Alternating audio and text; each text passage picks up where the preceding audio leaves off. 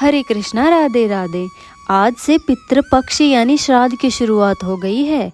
इन्हें देसी भाषा में कनागत भी कहा जाता है।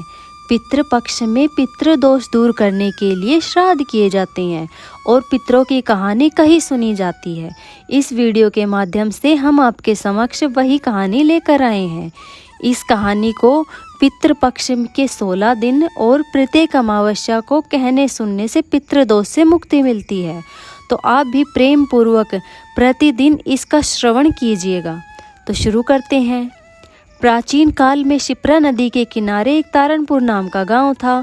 उस गांव में मंगला नाम का एक किसान अपनी पत्नी के साथ रहा करता था। वे दोनों बहुत ही निर्धन थे। जब मंगला के पिता जीवित थे तो वो लोग बहुत धनी थे, लेकिन उनके मरने के बाद से ही मंगला को दुखों ने घेर लिया और वे लोग निर्धन होते चले गए। मंगला की कोई संतान भी नहीं थी। उसकी प्रत्येक संतान 2-3 माह की होकर भगवान को प्यारी हो जाया करती थी। ऐसे ही मंगला ने अपनी 6 संतानें खो दी। इस कारण मंगला और उसकी पत्नी बहुत दुखी रहा करते थे। धीरे धीरे उनके पशु भी कम दूध देने लगे और कई बार तो उनके पशु घर से ही भाग गए और साथ ही उनकी फसल भी सूखने लगी। फिर धीरे धीरे उनकी खेत के पास एक पीपल का वृक्ष था, वह भी सूखने लगा, जबकि वर्षा भी भरपूर मात्रा में हो रही थी। बहुत सोचने के बाद भी मंगला को अपने दुख और परेशानियों का कोई कारण समझ नहीं आया। एक दिन मंगला और उसकी पत्नी पीपल के वृक्ष के नीचे बैठे रो रहे थे। तभी उनके घर के द्वार पर एक महात्मा जी ने आवाज़ लगाई। तब मंगला की पत्नी ने द्वार पर आकर महात्मा जी को प्रणाम कर उन्हें भिक्षा दे दी। तब महात्मा जी ने उन्हें आशीर्वाद देते हुए कहा, तुम्हारा मंगल हो, तुमने संत सेवा की है, तुम्हारा मंगल होगा।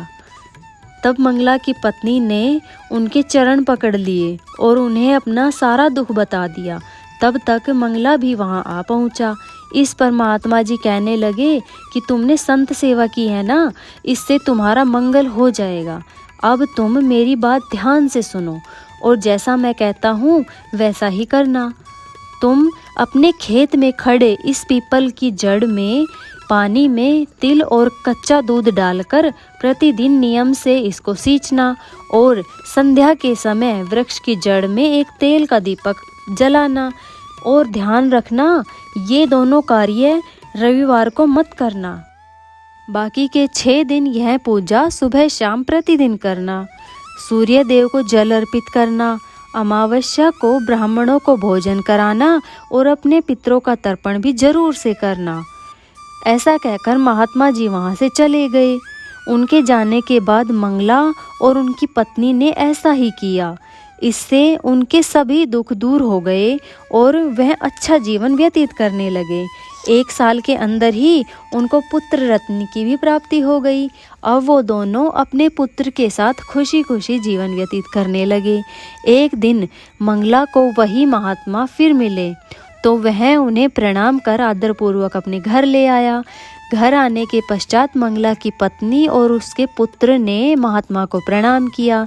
मंगला ने सह परिवार अपने खुशहाल जीवन के लिए महात्मा को बहुत धन्यवाद किया। तब महात्मा जी कहने लगे कि तुम्हारे ऊपर तुम्हारे पितरों का दोष था।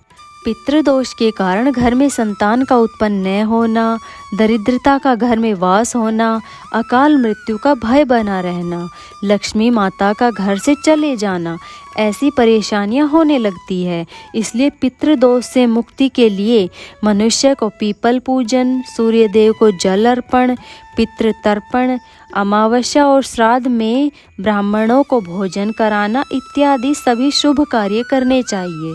तो आप सभी अपने पितरों की प्रसन्नता के लिए यह सभी कार्य प्रेम पूर्वक करें और इन श्राद्ध पक्षों में और प्रत्येक अमावस्या को यह कहानी जरूर सुनें। अगर कोई कमी रह गई हो या हमसे कोई गलती हो गई हो तो हमें क्षमा करना। और अगर आपको यह कहानी अच्छी लगी हो तो वीडियो को लाइक और ज़्यादा से ज़्यादा शेयर करना और चैनल को भी सब्सक्राइब कर घंटी को ज़रूर दबा लेना। हरे कृष्णा, राधे राधे।